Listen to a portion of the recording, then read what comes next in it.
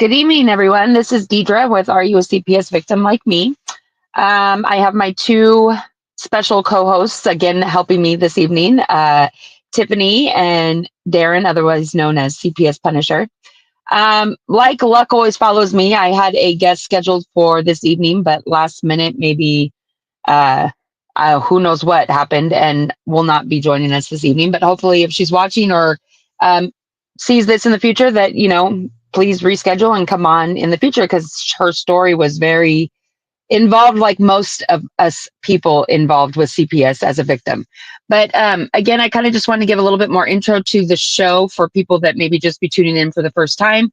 I myself was a victim of CPS and had a case that opened in 2020, and it has now closed. And I had three boys that were obviously affected. Two of my older boys are with my mom, being the legal guardian, and my youngest was unfortunately adopted out. And I think that was the eye of the prize basically was CPS in my situation. But I continue to do this show under Mr. Davis's platform, which is a CPS trial defense juvenile attorney here in Southern California, because not only does it give me a sense of still fighting for my kids, but in other words, it hopefully one day can prevent another child from maybe possibly getting adopted out or, seeking the knowledge sooner than later. Because again, I came across Mr. Davis a little bit too late in my case. And I feel like if I would have come across him or his information sooner, maybe I wouldn't have, resulted in this situation that I have with my kids. So, again, if anybody ever wants to be a guest on my show, I do this show every Wednesday at 5 p.m. Pacific time. And you'll see a number down on the bottom right-hand corner of the screen, the 888 number. You can always call in and ask our producer, Grace, that you'd like to be a guest on my show, and she'll get you scheduled. Because, again, it's always more, knowledge-based when you have guests come on speaking their story, because I think it's most relatable. And also, Darren and Tiffany that are co-hosting with me tonight, they have their own series of shows on Darren's platform that he can talk about, towards the end of the show or whenever. And again, we're all fighting this fight together. We're all, wanting to prevent kids from being taken from their homes and obviously not being adopted out. And that's again why I do the show. So because we don't have a guest tonight, we're going to kind of wing it and just go with the flow. And again, if anybody wants to comment or type in the chat or whatnot, ask questions, comments, we're not attorneys. We're just all parents that have been affected by this horrible corruption of CPS. And the more people that are aware of what's really going on, I feel like the better. So maybe I can go ahead and turn it over now to either Tiffany or Darren. I think is hooking up his show to this one, so I'll stream together. But I don't know, Tiffany, you want to share some words of knowledge like you always usually do? Well, I'm kind of interested to know how many of your viewers actually know what their rights are. Because if people actually knew what their rights were, there would be a lot less children being taken out of homes. Exactly. But I think you made a good point there, though. What if they do know their rights, but they don't even know how to basically act on them in that matter? We always say, don't let them in. And then people are thinking, what do you mean, don't let them in? It's like, it's just so naive, even though you think you know your rights. But when it comes to CPS, it's almost like, how do you, portray those rights or enact on them or whatnot? Well, the first thing you have to do is learn what your rights are. And then once you learn what your rights are, then you will be able to at least get enough out to let them know that you're aware of what your rights are, right? Mm-hmm. All your rights come from the superior law of the land, and that is the Constitution and the Bill of Rights. Actually, I have told people, since these people act like they don't understand, you can go on Google and type in child's constitution. Okay, so it breaks it down into a child form, a child's bill of rights, and it breaks it down for a child, and put it on your front door. Since they don't understand the big print, then we'll teach them like they're 4. That's a good way to put it, I guess. Yeah. I liked what you guys were talking about on your show the other night about having that card in like your child's backpack or like on file with the school. I don't think I heard exactly what you meant by it, but like the card that basically says you as a parent do not basically allow, That's the or how letter. did you say it? That's a letter. I have the letter. Darren has the cards for the children. My letter, see, this is what you have to do when you do the letter. You have to say the child's name, your name, the school, all that. But anyway, so pretty much what my grandson's letter says is that I am his parent slash legal guardian, and nobody from the principal to the janitor is allowed to speak to this child without me being present. And I put my name in there. Um, and that if they talk to him outside of anything doing with his education, and I am not notified, that goes for CPS, the police, the school. I don't care who you are. I better be there. Or it clearly says in big bold letters, I will sue you under 42 USC 1983 for violation of his constitutional rights. I had it And what's the notarized. reaction of the school when you give that to them? I mean, I think I know what you're going to say, but I mean, for parents that don't even know that they could do this, I mean, how do you walk into an office with a letter that you were told, like, from someone like you, that you could do, and then you don't really know, like, what are they going to say? I don't accept this. I mean, what can you then say? They You know, don't you have to.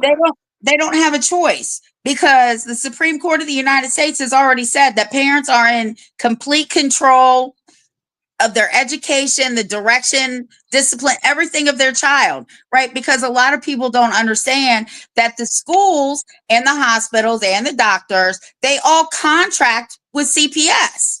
Mm-hmm. You as a parent, you don't have that contract. So what I did was I had it notarized. I signed it. I sent it to the school board in Richmond, the state school board.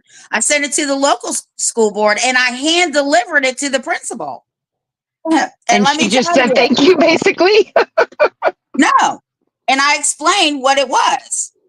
Mm. And this is what they said to me. Miss Wise, we don't want you to sue us. If we have anything to talk about, we will call you first. Yeah, you better, because this is not a game for me. Yeah. But see, Um, how many parents out there even know that they have that option to do that? You know what I mean? well, probably not many. I mean, I've done it.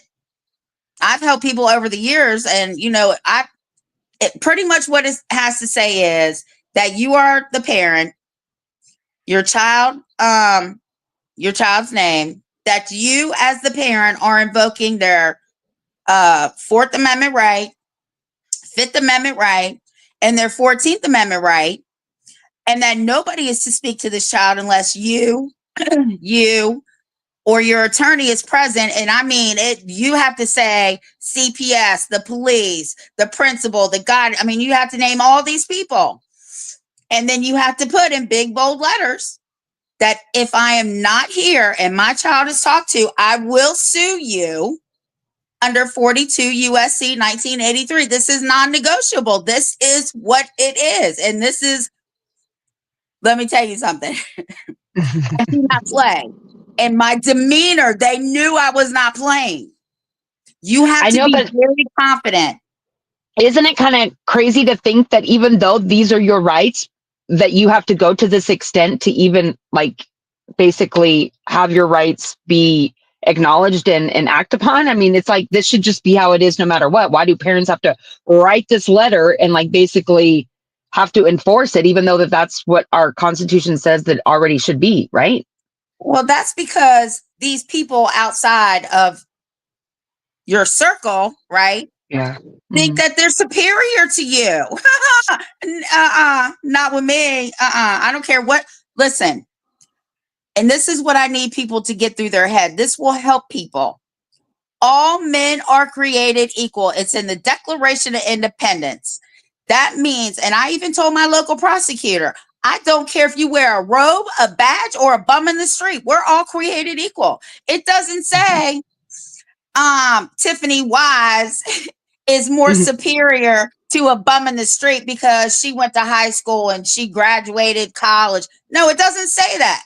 It says we're all equal under the law. And that's exactly how I treat people. Period. End of story. The biggest thing I think people have a problem with is they get intimidated. Right? You walk That's into this me. Yep. courtroom, there's a woman or a man sitting behind this desk in a black robe who you know is going to judge you. Then you got the police in there, right? Hmm. But that's not why they're really there. Okay. They're not there to do what people think they're there to do. They are actually there to uphold the Constitution. They're just not doing their job. Yeah, you never Anyway, see that in the courtroom. right. Yeah. So when people see this, I don't know, it's overwhelming, Uh-huh. right? But you have to play. Okay, so I got a couple of songs that I play before I go to court. Okay. Oh boy. One of them is "We're Not Going to Take It Anymore." Okay. And that's my biggest one. I can just see you in their head bobbing and Yeah, right. So you gotta find something that gives you the courage to be like, today's the day. I'm not taking this. Not another day is this gonna happen to me. And I Well, think it's like that's what Mr. people have Davis to do. always Mr. Davis always says, justice in the courtroom is not the same kind of justice you think that you should be getting like on an everyday basis. It's completely not what you think it is. Like he always says, there's a YouTube show that I have where I'm standing in front of a whiteboard and it says, what is justice? And everybody should actually go on his platform and find it and watch it, because you would be kind of like shocked to think that what you think justice is really not what it is in the courtroom. I mean, it's just a matter of almost like he says too, you need to see what their agenda is or how the judge is looking at your case through his eyes, and instead of thinking that, oh, they're not really going to take my kids, they're going to do the right thing, and it's just like when you walk in there with already thinking that it's going to be like that, and then it's not, and then you get like all these intimidations, like you said, with not really knowing your rights or not really knowing what you can do or what you can't say or whatever. And then again, you're just distraught and emotional because your kids are gone from you. And it's just the whole shebang of it all. I mean, it's set up exactly how they want it to be for that reason, Well, and here's and the that's thing. People also don't understand that these cases are already decided before you walk through that courtroom mhm, door, because they all drink from the same fountain. These people yeah. party together, go to dinner together, have ties in the community together. But here's the thing. When they see me coming in the courtroom, I swear to God, I already know what they're thinking. Here we go. Here comes the problem. That's right. I am a problem. I'm a problem for you because I'm not going to bend and I'm not going to break and I'm not going to concede and I'm not going to consent. Real quick, Tiffany, before the comment goes away, somebody asked you a question. Can you do it if they have been taken into state custody? Do you see that? Yeah. Clark, if you're referring to what you were talking about the schools, I mean, that's too late. I mean, they've already taken your kids, I guess, if that's what you're referring to, Clark. I don't know, maybe ask the question in more details. Right. But I think what Tiffany was referring to with that letter is not even letting anybody talk to your children unless you are there. So therefore, if they've already taken your kids into custody, I mean, that's way past this letter. Right. Well, see, this is But another thing, right? Like Darren has shown my videos, right? They were on my property. I marched 12 of these police officers and a CPS worker off my property. I was not playing any games. I even told them they all needed a lesson in the Constitution. Right? So she was like, if you don't sign this safety plan, I'm going to have to take him into custody. I said, do you have a court order? She said, no. She said, well, I'm going to take him into custody. I said, no. You have to get a court order. I don't care how many police officers are here. They know they can't come in my house, and you're not coming in my house. Right? and so they eventually all just left? Well, they were here for 2 hours. They were trying to get a warrant to get in my house. They were finding out if I had any traffic ticket, whatever the case may be. I don't care. Right? So here's the thing. People need to build alliances. So I have known the prosecutor here for over 25 years. I called him. So we need to have a talk. He said, come on down. It's such and such day. So I had already started my YouTube channel. So I'm talking to him. And I said, I want to show you something. He watched the first 10 minutes. He said, this is unacceptable. I clearly heard you ask if they had a warrant. They told you no. I clearly heard you tell them to get off your property, and they said they weren't going anywhere. I'm calling the sheriff. Wow. So when they come to my house, they pick straws. Or they just don't come. Oh, no, they come if they got paperwork, but they're picking straws because they already know. I record them.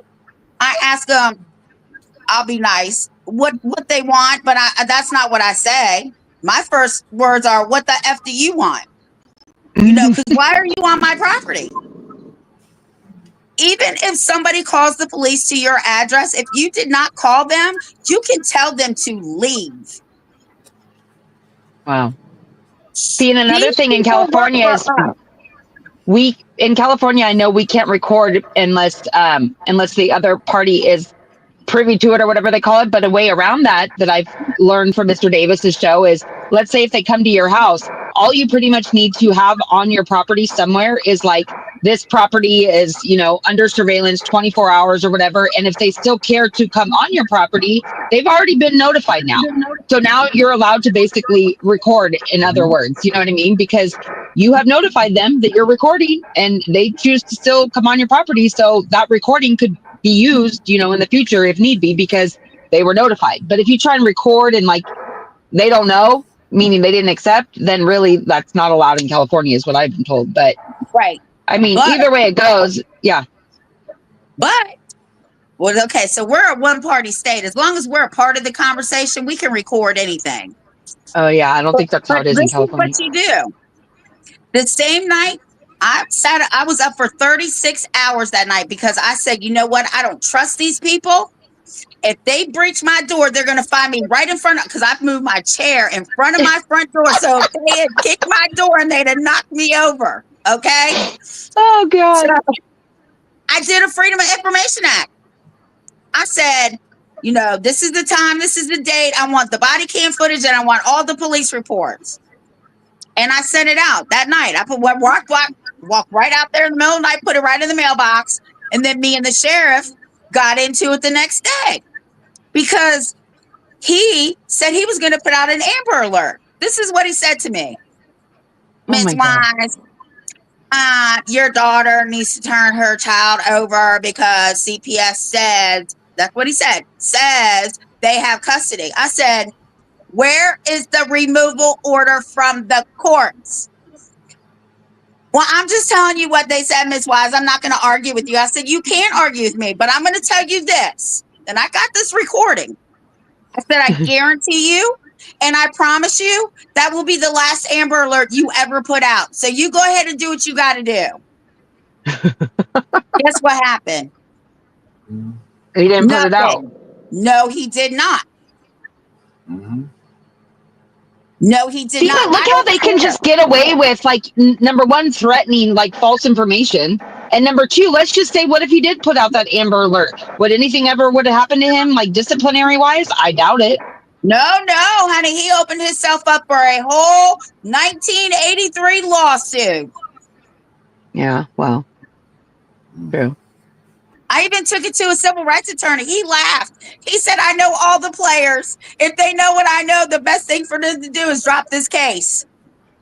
And they did because we won. They couldn't prove anything. They tried to tell the judge, Grandma needs to sign a safety plan. My lawyer scooted her chair back and said, didn't I tell you Ms. Wise ain't signing no safety plan? She knows her rights. She ain't signing nothing. Mm-hmm. Yeah, I'm not. That was my biggest downfall, is what started my whole situation. And yet I was seeking help. What does Mr. Davis say about it? What does Davis say about that when they come with that? When they come with what? When they come to show up at your house, what's Mr. Davis say? Don't let him in. Or do you have a warrant, or don't let him in, or just don't answer the door? Well, this is what my dad told me. He said, if I were you, I'd have stood out the window and waved at him. Stupid. Yeah, well, because it really sucks when it works the other way around, right? When the kids are looking back at you and they're waving at you because they're being taken away. So, you just want to think about that, right? Like, don't open that damn door for these people. See, but my situation was different in the fact that it was the first time that me and my husband had ever had to basically seek help from the county. And because we had moved and then we moved back to Orange County, we had moved out to a city that I found out when I moved there that it was only known for its prison, but it's so small. It's called Tehachapi, California. And yeah, it was great for so many reasons of cheaper rent, beautiful. You see all, the Four Seasons and stuff, but at the same time, there was no work. So you'd either have to go out to Bakersfield, which is 50 miles one way, or Lancaster, which is 50 miles the other. And our car was not that great. So we had to basically move back to Orange County, California. And we didn't have any jobs and we didn't have anywhere to go. So we had to go into a family shelter. So it was me, my husband, our two boys that were like 5 and maybe almost 7. And then I was 8 months pregnant. And we're in one room. And we're just bumping heads because of the situation. And, my husband decided to mentally kind of go off board. And so I did what I thought was right. And I went and talked to the little office person that was there during the day in this house. And I said, my husband needs help. He needs to see some kind of therapist or whatnot. And make a long story short, that then entailed a social worker coming to the family shelter, taking my kids one by one, interviewing them. And something my oldest had said to the social worker about, he had a constipation issue since he's been born and he still has it to this day. But he was at that age where he was old enough to know if he had poop in his butt. And my husband would get frustrated if he had poop in his butt and he'd walk around all day and then his butt would break out and then it would be even a worse problem. So he'd show him the poop and be like, this is not okay. You're old enough to tell us that you have it so we can clean it. So now you don't have a raw butt. Well, the way that my child portrayed it to that caseworker was, my dad puts poop in my face. Well, what do you think? That my husband's taking his poop and wiping it on his face? I mean, so that's what kind of started this whole thing. And then they told me that, basically my husband needed to. Your case? Yes. That's what started your case? Yes. And this is where I signed this safety plan because they said then my husband had to leave the family shelter. And that's when I signed a safety plan saying that I would not, I guess, be around my husband with the kids. That part I didn't remember. I really don't. But so anyways, my husband then had nowhere to go. I don't know if I remember in the safety plan, it's stating that I couldn't bring the kids around him, but I knew that it said he couldn't be at the family shelter. I knew that part. So what did we do? My husband was then living in our car because he had nowhere to go. So we ended up seeking the county for more help and got motel vouchers. So we all left the shelter and went to a motel. The next day, the cops showed up and took the kids from the motel. Because they said I signed a safety plan stating that I wouldn't bring the kids around the father. And that part, I honest to God don't remember. But still, number one, who really let them know that I was at a motel? That's kind of weird to me, too. And number two, again, they were following probably. you. But see, my thing now that I know everything, they saw that I was 8 months pregnant. They wanted my newborn. And that's exactly what they ended up getting. I didn't even know until a few days before I gave birth that because I had an open case that they were going to take my youngest from the hospital. And they did. And that's the one I lost at the end of the day. That wasn't even born when my case opened. And that Crazy. should have never happened. That should have never happened. And then, of course, the foster parents of my youngest this was their first rodeo, their first placement. They couldn't have kids of their own. Somebody said, had a CPS worker today tell the state law on medical appointment trumps federal law. I don't know what that means. Dr. Death, I think he watched our show last week. How do y'all know when a CPS worker's lying, Darren? They open their mouths.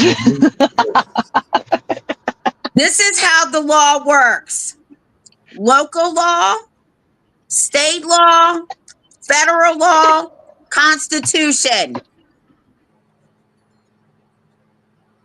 Dr. Death, there's your answer. But yeah, no, so anyways, going back to my story a little bit, I'm sure a lot of people already maybe have known it from the past, but These foster parents, they couldn't have kids of their own. They tried all the different, IVFs or in vitro or whatnot, and didn't work for them. So they heard that if they tried to do foster care, that they could get basically adoption out of it and get paid throughout it all. And so sure enough, they did all the things that they had to do, and then here they are giving my child for the first placement. He was a month old because he went right to an emergency person first, like out of the hospital, and get him at 1 month old. And of course, they fed us all the BS. We want to do whatever we can to get your kid back home to you as soon as possible. Yeah, well, that wasn't true from day one. Now that we knew their true colors, because at our TPR hearing, here they are showing up with their own lawyer, stating that we need to hurry up this case along because we need to keep our son. But the worst part of it all is they're blonde-haired, blue eyes. My kid is half black, half white. They're Mormon. I don't really bring up religion in too many different situations, but when it comes to my half black and half white child being raised in a Mormon household with two blonde haired, blue eyed people, he's just not going to fit in right off the bat, just off of look. Not to mention everything else that comes with that type of religion, but it goes more in the fact of him and how he's going to feel. You know what I mean? And then they got another placement through CPS, which is an Hispanic girl, which is, I think, a year younger than my son. So again, I mean, they're already all not looking like they belong and fit in. But I mean, again, it's just, I am fortunate in the fact that, I do get to see him. I just saw him actually 2 weeks ago, but there's so much negativity that comes with it. And the simple fact that we can't even address ourselves as mom and dad. We're known to him as bios, like for biological. I'm like, that sounds like a disease, like bio so-and-so or and then to hear my youngest refer to them as, well, the foster mom hasn't shown up in my presence since the day that I found out that she was referring to herself as mommy since basically day one. She hasn't ever shown her face ever since that. It was one time at the visitation center when I'd have all three and they would drop him off and pick him up. And I'll never forget this feeling when she walked in and I had my back towards her and he said something. And then he looks at her and he goes, "Oh, mommy." And I about lost it. And she looked at me and I looked at her and all the thoughts were running through my head, because then I was thinking there was so many times that I would refer to myself as mommy, like, "Oh, here, mommy will do," or mommy did it, or mommy got it. And he'd kind of always like look off into space. And then all of a sudden it all clued in. This poor child was confused from day one, thinking, "Why are you called mommy?" But then when you say mommy, I'm thinking of her and you. Poor child. But how dare her from the beginning. But anyways, that was the first thing that they instilled with us going forward with when we get to see him. We're not allowed to refer to ourselves as mom and dad. We can never bring snacks. We can never bring like any kind of drink or food. We can never try and separate my child from them. Like just so many rules that it almost is just like intimidating. Like that very first time when we saw him after everything was said and done, even my husband literally said, "I can't do this." And he had to go to the car because we were at the park. And it's kind of like we're trying to push him on the swing. And here's this foster dad, like trying to be like right there with us. I mean, I get it. You want to try and make it seem like, oh, what are we going to do? Take him and run. I get that feeling. But at the same time, let us spend time with him. Like you can watch a little bit from afar, like give us some space. And my husband had even said that. He's like, "Do you think maybe you could like back up a little bit? Like let us spend time with him?" And he had no problem saying, "Nope, I'm going to be right here with you guys."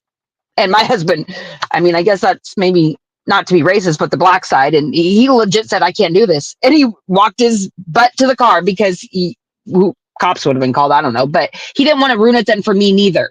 And that was another hard thing. He almost didn't want to go the next time we did see him because he already knew what was entailed. But he also has realized that if he wants to keep seeing him the little bit that they let us, and that's another thing they say, we can never initiate the visit. We can't like contact them and be like, "So when's the next time?" They have to reach out to us. So it's like that unknown, of will we ever see him again? And another thing too that is kind of ironic in the way where I get it. You're lucky. You're lucky because a lot of parents don't have that. A lot of parents don't get that option. No, that's why I said in the beginning. Yeah, I'm very fortunate in that. But again, it's almost like, I mean, I'm not going to say that I would wish it the other way because of course not. But at the same time, seeing him for that short little less than an hour, maybe twice a year, it's almost that much more like that open wound, because again, it's like that's your child leaving and you wonder when you're going to see him again. And the fact that my older sons haven't seen him now since, what is it, December of 2023 now, because my mom moved away to Vegas with my two older kids when the case was closed. And my mom has never acknowledged my youngest. None of my family has. But I mean, again, they yearn to see their brother. My middle child was so close with him because of the visits that we would see together. I mean, it's just sad to think that this whole situation really did nothing but break a family apart to its core. And that's the worst part, right? All over poop. Because not only did they take your child from you and your husband, they took a sibling from the other siblings. And here's the thing that really, this is one of, listen, I have my days where I'm like, I just can't do this anymore. I'm not doing this anymore. And then my phone rings and I'm like, whoo, I got to get back on the horse, right? Because I just can't. This is what makes me the maddest. You are literally knowingly, willingly, and all that, ripping a family apart, and you could care less how those kids feel. Yep. That should be and that's one. the thing. That's the thing. It's like they always try to use this quote of best interest of the child. How in the world, since day one, when they take these children from these homes, even if, like we've said before, even if they were in some kind of a neglectful, God forbid, abuseful kind of situation, they still, I think, thrive better and would be better if left in that home than going to these foster homes that God knows what happens to them there. But I mean, even as an adult, we talk about this all the time. If you took me from my home and put me into a stranger's home with a bunch of stranger people, not knowing when I'm going to see my family or if I'm going to see them again, and then everything else that entails with that. I mean, God, as an adult, I would be petrified. But a child? And then the way that they have all those rules you could ever, because how you can never discuss the case with them. You can never tell them that they're going to come home or this or that. They used to tell my two older boys all the time that my husband and I had to separate in order for the kids to ever come home. So here my kids are showing up at visitation saying, Mom, did you do what you're supposed to do? And I'm like, what's that? Well, you need to leave Dad or else we can't come home. I mean, no joke. That's what they would tell them all the time. And I was just like, where is the part of reunification as a whole, the family? It was never told to us that we needed to separate, and they never liberalized our visits ever since day one. Let me ask we you have this. to stay in visitation. Let me ask you this. How many people in all this time that you've been doing this, and you too, Tiff, how many people have you talked to that have successfully reunified with their families? I don't know any. Well, I've helped quite a few, but I'm not saying that they reunified with the parent per se, but I have gotten them into kinship with the family. Right, but how many parents do you know, or how many stories do you know that they went through the CPS rigmarole and graduated with a certificate and said, we reunified and yada, yada, yada? I don't know any. How long you been doing this? How long have we been doing this? How many stories, how many people have we spoken to? And that's the sick part of it all. And yet their own title, Child Protective Services, is not protecting anything about the child. How many people that are watching this show right here know anybody that's been reunified with their families? Not unless they had Mr. Davis fighting their case. Yeah, but even then, that's him winning in court. That's not reunifying. That's not like, here we got this reunification services to go through. You know what I mean? Like they're sitting there saying 40 and 50 and 60% reunification. They're full of crap. You have no chance of reunifying. Zero. Not here in Virginia. Not anywhere. I had a meeting here in Virginia in Winchester, and I knew what the statistics were because our JLARC had released a finding of every state. We were 51st in the nation to reunify. 40% of the kids in Virginia got to go with family. The other 60% were adopted out. And They tried to tell me that I didn't know what I was talking about. I said, oh, I think you better read the J-Lark then. Read the comment that Brandy just said. I'm a grandparent and live in Wyoming. They took our grandchildren from us 6 months ago. We just recently got physical custody again of our granddaughter, but they sent my 7-year-old grandson and put him in a Catholic school an hour and a half away. We have done everything to get them back, but still they say we have no rights. Why did you get your granddaughter back, but not your grandson? And that's always a big thing that I know Tiffany shares in common, what I think everybody does, is how can a parent be good enough for one child, but not the other? That's just proof in itself right there that their agenda is so like set up in the fact that they'll take this child because these reasons they can get more money or they're disabled or, you know, it's all about money at the end of the day. And another trick to my thing is my mother-in-law, my husband's mom, literally since day one was willing to take all 3 of my kids. So she went through the whole rigmarole, like they say, or you have to get RFA approved and then your home approved and then all this. Well, she lived in a different county. She lived in Bakersfield. So she was doing everything from their county, right? Well, little did we know that once again, fast forward to our TPR hearing, here my mother-in-law is showing up to court and basically saying that why were the kids never placed with her? We come to find out that she had been already approved with everything way in the beginning of our case, but they put in the paperwork that basically the children were already in a permanent placement. Therefore, they were not seeking any other placement. Well, come to find out, we know the money follows the child. And, you know, they didn't want to lose out on the money. But the other sick part of it was, too, is the fact that now because she was all approved and could, you know, have foster kids, once our case was completely closed, she's now had 4 foster kids in her care consistently since that day, meaning she's good enough to be a foster parent to all these stranger kids, but was never apparently good enough to be, you know, the placement of her own grandkids. But again, that was because they knew what they were doing with, you know, my youngest eventually getting adopted and, you know, all the bonus incentives that they get with that. And then with my 2 older kids, that's one thing that my mom, I think, maybe did me a favor in. I don't know. But she literally told the social worker, I will not adopt these kids because I feel like one day my daughter's going to wake up and see the light and do whatever she has to do to get these kids back. So I'll be the legal guardian. But also, I think I found out because they knew she was about to be retiring and she literally said, I can't afford to take care of these kids. That's when they told her, well, if you be the legal guardian, you'll still get the money every month. But if you adopt, then the money will be cut off. So again, that's why I think she, of course, you know, pushed for that too, because she was getting the money. She got addicted to the money. She knew she was moving. She was retired, now not working anymore. And this money she now, I think, literally relies on every month. That is never spent towards my kids, mind you. Never. Well, let me tell you, the night that those 12 police officers and that CPS worker were here, little did they know until they showed up at my door that I actually had a meeting with one of my delegates the next day. So I told them, oh, don't think I'm not bringing this up. So let me tell you what happened. I met with her. I told her everything. She went back to her office and wrote up 2 bills. And they got passed. Wow. So she changed where CPS, you know, they don't like to place kids with kinship. It's supposed to be kin first or fictive kin.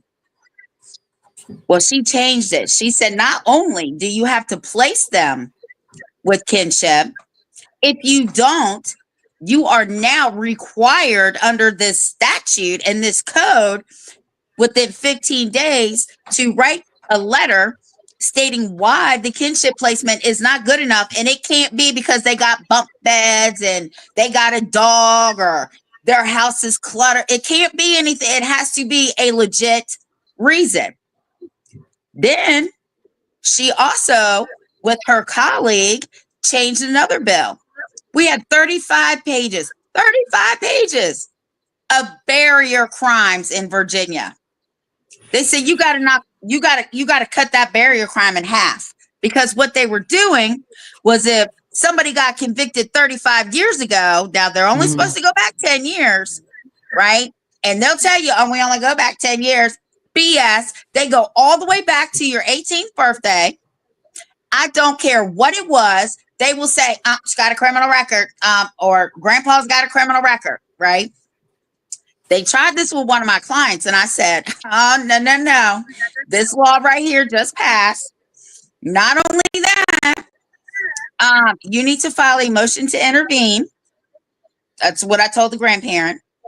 And if they tell you that they can't place the child there, they only have 15 days to give the board of supervisors a reason why she got a grandchild.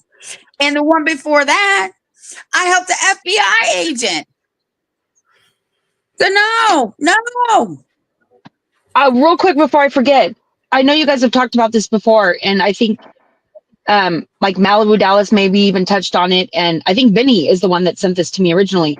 Something about the fact that they just did this back on February 20th, where basically if you had an administrative judge over your case, like something along the fact with the Constitution, like therefore it wasn't valid, therefore you could basically go back to federal court and reopen your case and say, give me my kids back because your judge was an administrative judge. Am I saying it right? Or well, what happened was the attorney general told the administrative judges, we will no longer give you your immunity if you violate constitutional rights, you're unethical, you're this, that, and the third.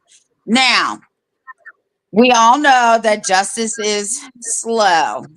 Okay, the wheel turns very slow.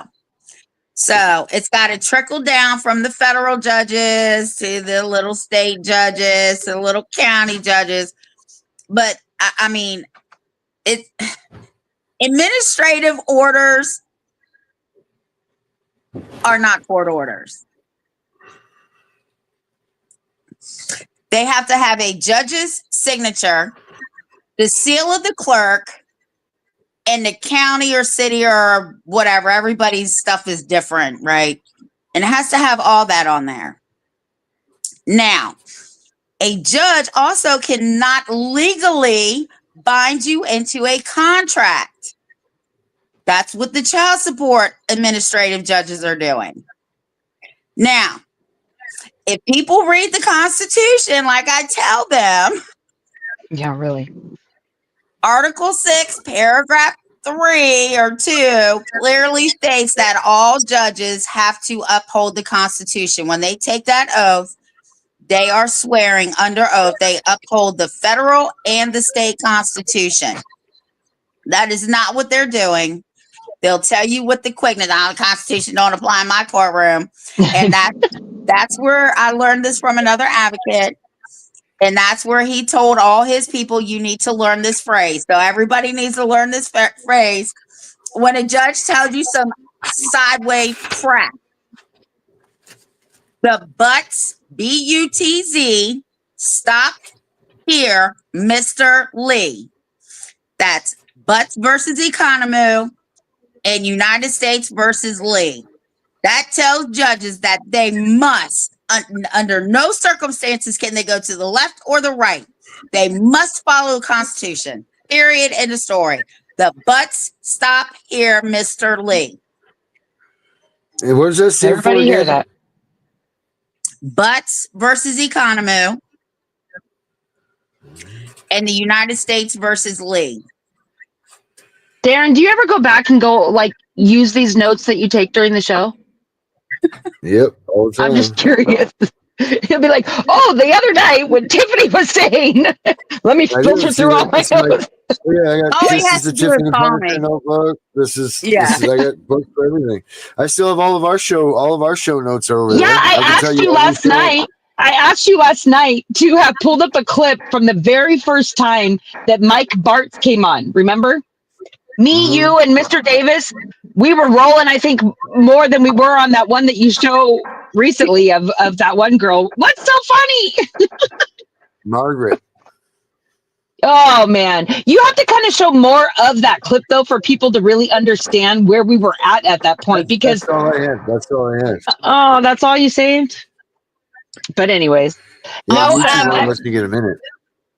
What? Also, there is 154 cases out there that people can use for their own cases. I can send it to you. I sent it to Darren. But there's 154 cases, and these are all on CPS and the police, what they can and cannot do.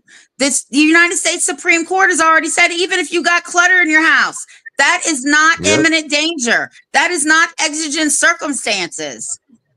Someone said ASA parent / authorized representative. You have a right to 1, enter and inspect the family child care home without advancing whenever children are in care. Number 2, file a complaint against the license. I don't know. The what? The license? As a parent, Deidre, as a parent.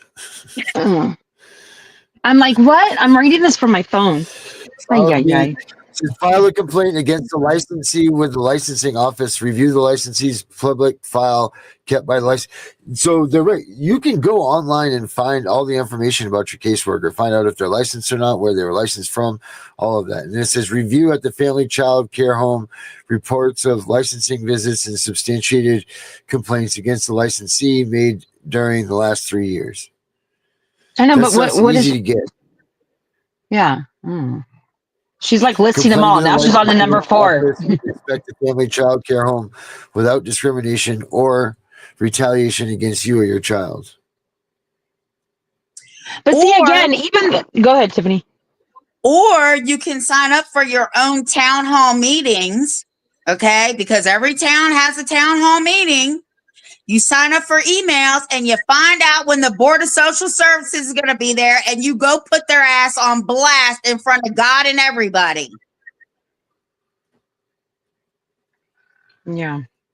Well, we have about 12 minutes left or whatever. So, again, everybody out there watching, I do this show under an attorney, Mr. Vince W. Davis. The number on the bottom right-hand corner is the number that you can call to get in contact with him. I've heard that, I think Mr. Davis actually told me last week that if you do come on my show as a guest, that you will in return get, I think, like a 15-minute free consultation with Mr. Davis if you have any questions about a case that you might be in. But again, I do the show under him, and Darren and Tiffany that are with me tonight, they do a series of shows under Darren's platform. So maybe, Darren, do you want to promote your shows a little bit? Platform. Our meaning, not even just me and Tiffany. Anybody that watches our shows, anybody that comes to our place, it's all of our platforms, not just mine. It's everybody that's involved. Because you are the facilitator. No, I know. Well, I'm just saying. I just want everybody to know, like, You're the producer. There you go. The producer. Show. We're no one-person show over there. We're just. That's not what I meant.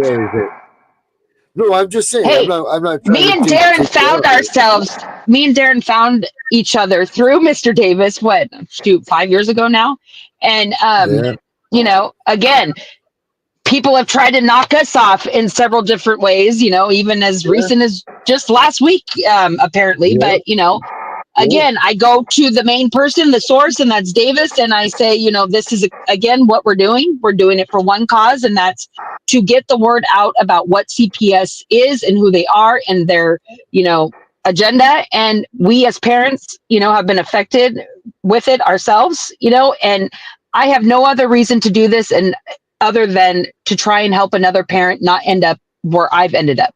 And hopefully everybody watching and supporting is in it for the same reason. Again, if you're trying to do anything other than that, like Derek says, goodbye, see yourself somewhere else, because that's not what we're here for. I mean, we don't have time for that. I mean, it's so emotional what us parents go through and getting our children taken from us and what our children go through, and again, I just like to do this because I wish that I could see one day that maybe this helps somebody get to know more about what CPS is. And, like Darren says before too, it's like you caught the CPS, if you've never been involved yourself, you would probably be just like me. I admit it. If I never was involved with CPS, and let's say my friend said my kids got taken from CPS, I'd probably be like, "Ooh, what did you do?" And maybe kind of look at them a little differently, because again, you don't think that that's what CPS is really doing, but they are.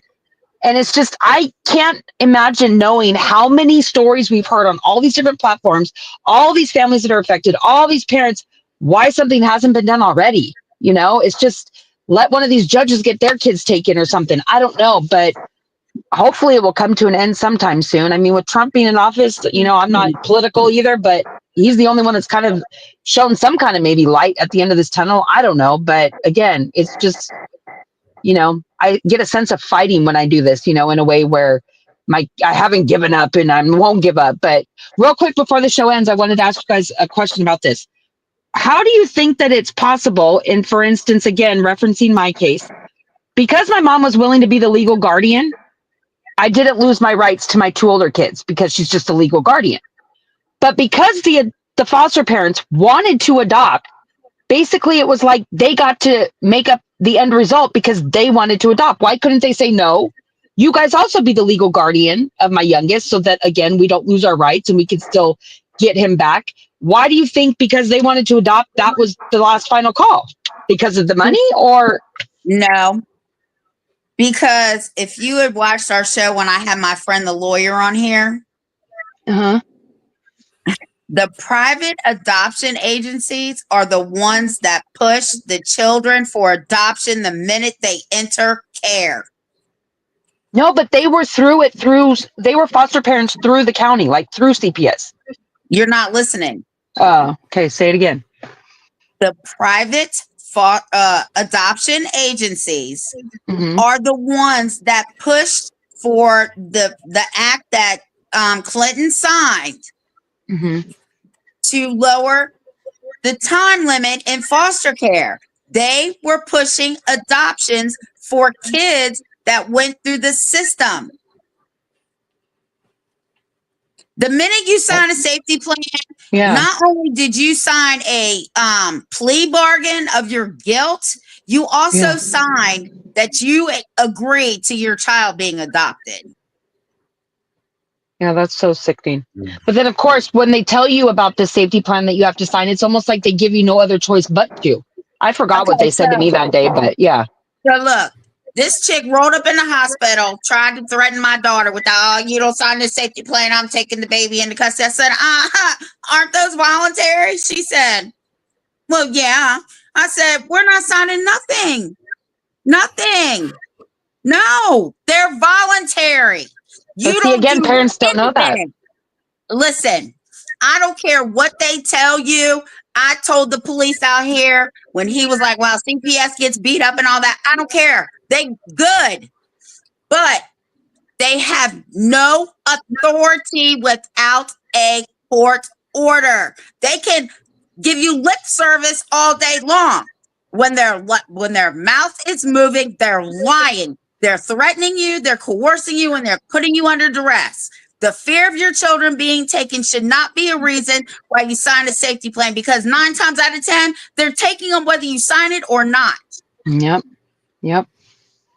Do not sign a safety plan. Force them to take it to court. It took them 4 days to get a removal order, and they still never got their hands on my grandson, not for 1 second.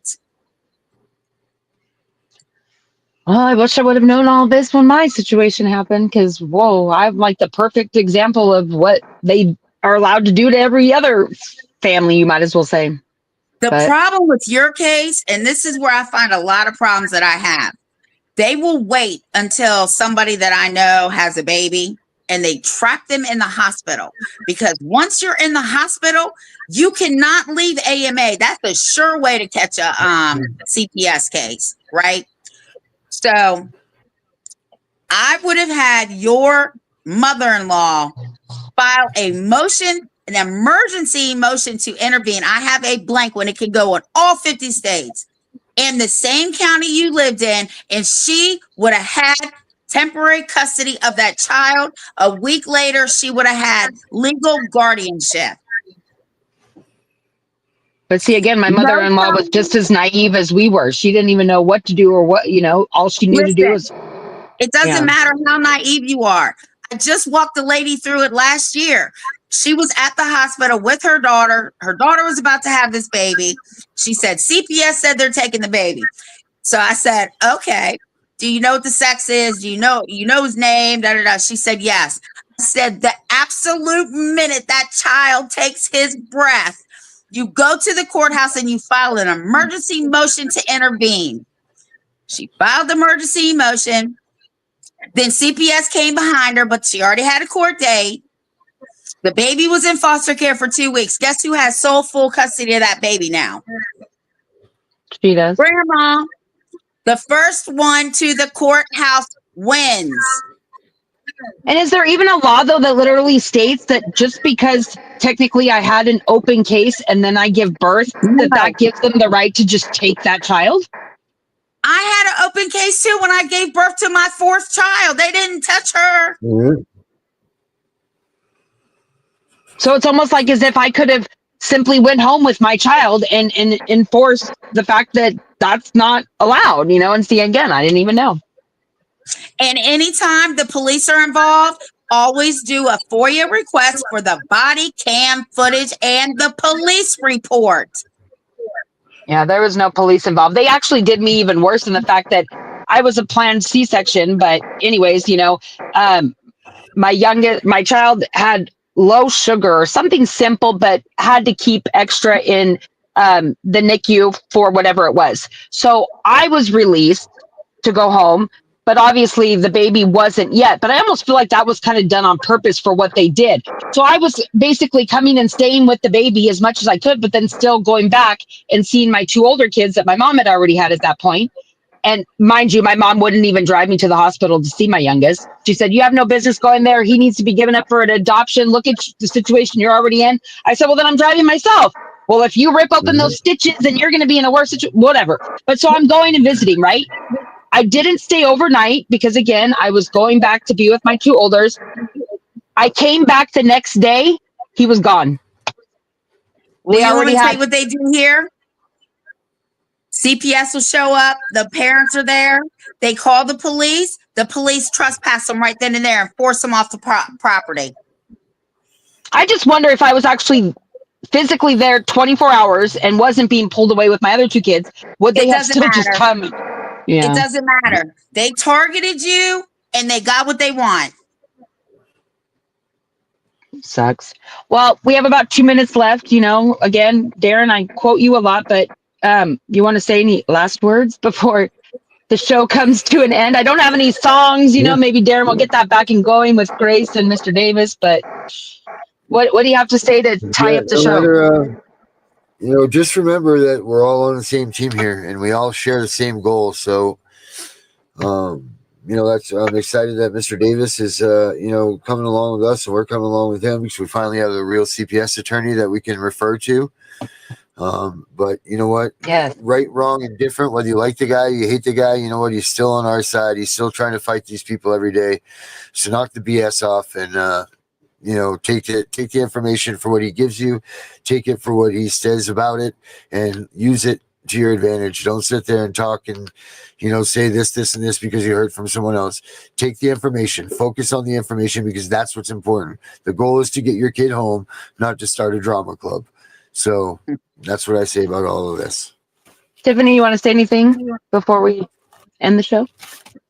Read your Constitution and learn your rights. Or call Tiffany and she'll teach them to you. She'll drill them into you. Or just watch Tiffany the Punisher. We talk about it all the time. Yes, we do. All right, everybody. It's about that time. So again, if you want to be a guest on any of my future shows, it's on every Wednesday at 5 p.m. Pacific time. And you'll call the number on the bottom right-hand corner of the screen. Grace, the producer, can get you set up. And again, we're all, like Darren said, we're all doing this for one reason and one reason only. And hopefully it remains that way and we don't have to run into any roadblocks with that kind of unnecessary type of behavior because we're all adults and we should act like adults. And I guess that's all I have to say. So thank you for anybody that is watching and come back next week. And like Mr. Davis now says, it's all about the algorithm. So like, subscribe, and, get us promoted more in the feed, if you want to call it, or whatnot. But that's Darren, right. what about your shows? Do you want to name them real quick? How people can find yours? Tiff and the Punisher's one. So we got Tiff and the Punisher. We got Unmasking Foster Care Corruption. I don't know what that sound was, but it was very scary. We have Blood Money and Broken Homes. We've got CPS Victims Hunting Justice. We've got Gunning for CPS. We've got Bringing Back Brenda. We've got turn the Paige, page. We've Kim. got Yeah, Kim. yeah, we've got Obsidian on Sundays. We got revealing the truth reveal, and we're growing. So every day we've got stuff blowing all the times, day at night. And just come check it out. Go to youtube.com/@abolish CPS. So that's how you There you find us the go. easiest way. All right, everyone. Until next Wednesday, have a good night. And thank you, Darren and Tiffany. Talk to you then. Thank Bye. you, Deidre.